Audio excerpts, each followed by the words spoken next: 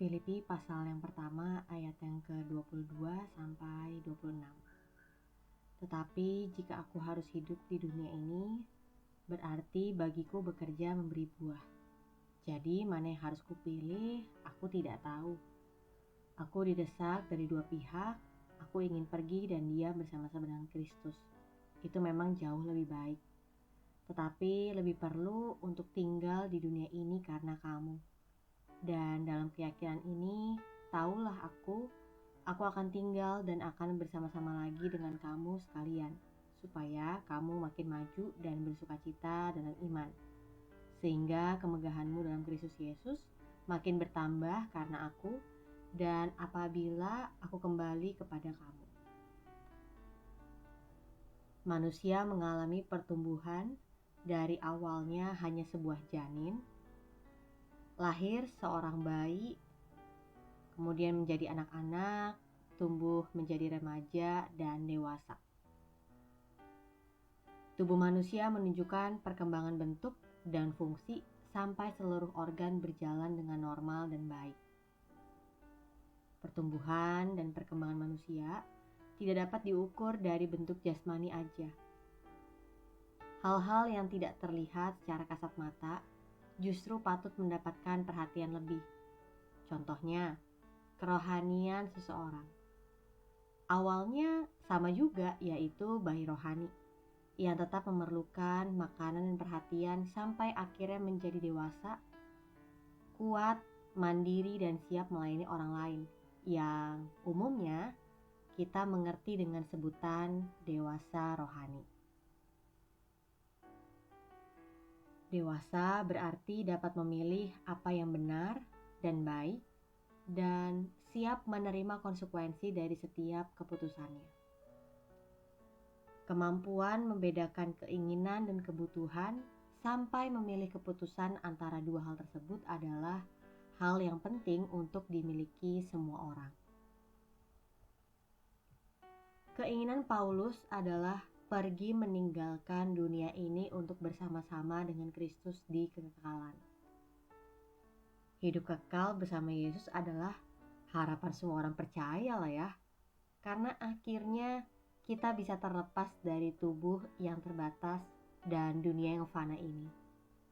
Enggak hanya itu, sebenarnya alasan yang paling mendasar adalah keberadaan kita bersama dengan Yesus tidak lagi dibatasi oleh ruang dan waktu, yang membuat kita nyaman dan aman, yang pasti diharapkan oleh semua orang percaya. Keinginan Paulus untuk tinggal bersama Yesus di surga itu nggak salah.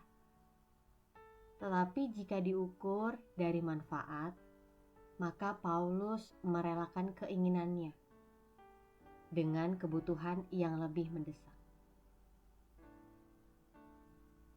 Apa sih yang dimaksud kebutuhan mendesak dari perikop ini? Kebutuhan untuk tetap tinggal di dunia bersama-sama dengan jemaat, supaya jemaat maju dan bersukacita dalam iman kepada Yesus Kristus. Teladan yang sama telah Yesus lakukan, yaitu melayani dan bersekutu dengan orang lain.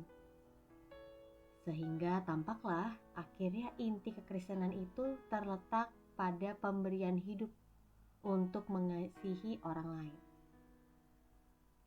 Setelah pertobatannya, Paulus sudah menunjukkan bahwa ia sudah memberikan hidupnya untuk melayani orang lain, supaya akhirnya orang lain dapat mengenal dan bertumbuh dalam Kristus. Buah dari pelayanan Paulus adalah kemegahan jemaat dalam Kristus itu bisa bertambah. Itu yang sebenarnya Paulus inginkan, bahwa pada akhirnya dia dapat bermegah tentang keadaan jemaat dalam Kristus itu nyata, yaitu berbuah dan membawa kemuliaan bagi Yesus. Coba kita ingat lagi, apa sih yang menjadi tolak ukur untuk kita mengambil sebuah keputusan? Apa sih yang menjadi dasar bagi kita mengambil keputusan?